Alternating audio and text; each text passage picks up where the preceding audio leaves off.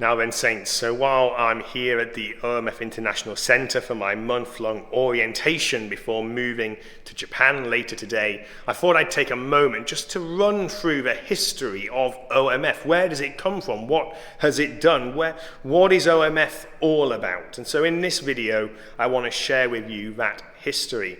I do apologise if my voice sounds a little bit off. It's because I lost my voice. I've not been well this past week, so do bear with me in that. So where does OMF begin? Well, it begins with this man, Hudson Taylor, a Yorkshireman from Barnsley who studied to be a doctor and surgeon in Hull and later London, who had a real heart for the Chinese. He cried out that there were so many people needing the gospel in China. And on Brighton Beach, 1865, he's like, this is what we need to do to reach out with the gospel in all its fullness. We need to go to the inland provinces of China. And so he gathers a team of people around him. They board a boat. They travel across the world to China. And there they work with local Christians and those they've evangelized, and they move from the coastal areas where there are already some missions, although mainly only within the protected compounds of the colonial powers. They moved inland. There was more work needing to be done. He needed more workers, and so the Cambridge 7 answered the call. 7 students out of Cambridge who gave their life to missionary work in China. Some actually went on to go to other places like India and Africa. I apologize. And actually form WEC, another sister missionary organization.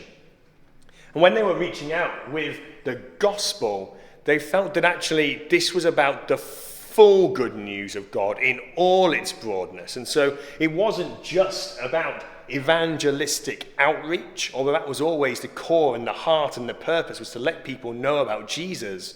But the good news reaches all aspects of people's lives. And so they believed in incarnational ministry. Hudson Taylor would say, in everything that is not sin, become like those you are trying to reach. Dress like them, eat like them, have your hair like them, speak like them, respect their culture and dwell in that culture, reaching them with the gospel. And reach them with the full goodness that Jesus offers.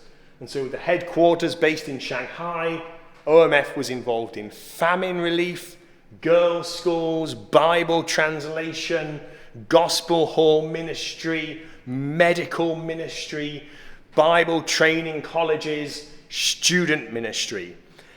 A really remarkable breadth of outreach to every aspect of life in inland China. And they were doing incredible things. Do look up online about the Chifu school. But things would take a turn for the worst with the Boxer Rebellion in the 1900s. During that time of immense persecution of all Westerners in the country, 79 China inland missionaries were martyred by the Chinese, and many had thousands of miles to travel, all while sharing the gospel. And during that time, they kind of refocused a bit and began reaching out to minority people within Greater China, the Miao Christians, Muslims living in China, the Lisu believers. OMF was now broadening its horizons within China. But then there was the reluctant exodus. All Christians, all Westerners had to leave. What was OMF to do? Or what soon would be OMF? Because, of course, you can't be the China Inland Mission if you're not in inland China. And so after a lot of prayer and reflection, the China Inland Missionaries, they decided that they would rebrand themselves as OMF. And so at that point, they began to reach out to Chinese people living elsewhere across the area, and also to the Japanese who requested the help of this missionary organization. And so with a new logo, China Inland Mission Overseas Missionary Fellowship, China Inland Mission became OMF. They went to Indonesia, Malaysia, they went to Taiwan, the Philippines, they went to Japan, they went to Thailand. They began to take members from Asia itself into the organization to reach the people of East Asia. Sure, you might have had the fact in 1951 that over 600 missionaries had to leave China.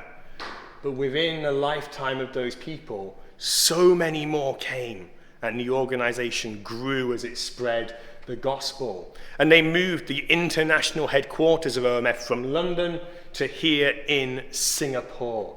They began to be in Korea, sending out missionaries from Korea. In the 1960s, they reached out to Vietnam, also again in Korea. But there were setbacks, there was persecution. The Khmer Rouge brought horrendous difficulties to the organization. Accidents belayed the organization. 1978, promising missionary couple and their children, trained doctors, killed in a traffic accident.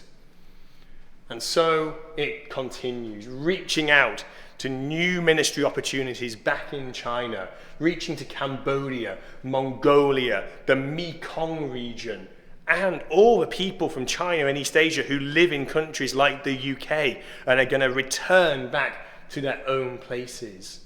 And so the legacy of Hudson Taylor continues to this day, reaching all of East Asia's billions of people who've never heard of Jesus by all possible means.